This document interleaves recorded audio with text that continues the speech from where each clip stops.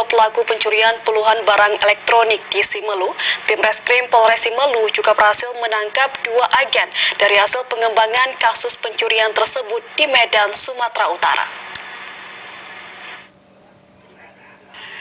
Jumlah tersangka yang berhasil ditangkap tim Reskrim Polres Simelu terkait kasus pencurian sejumlah alat elektronik di Simelu mulai terungkap.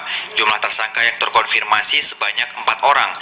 Kapolres Simelu AKBP Agung Surya Prabowo SIK melalui Kasat Reskrim Ibda Muhammad Rizal yang diwakili Paur Humas Polres Simelu Efriadi Saputra mengatakan keempat pelaku sudah berhasil ditangkap dan dibawa kembali ke Simelu pada Jumat pagi dengan menggunakan kapal feri dari Labuan Haji Aceh Selatan.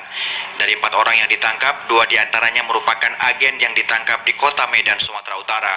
Petugas juga berhasil mengamankan sejumlah barang bukti dari pelaku, sementara 1 pelaku lainnya berinisial KE masih DPO.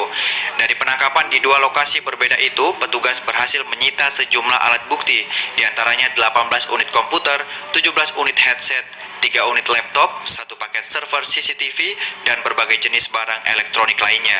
Sementara untuk kerugian yang ditimbulkan akibat ulah para pelaku kejahatan ini ditaksir mencapai 250 juta rupiah. Dari Simelu, Kadri Amin, TVRI melaporkan.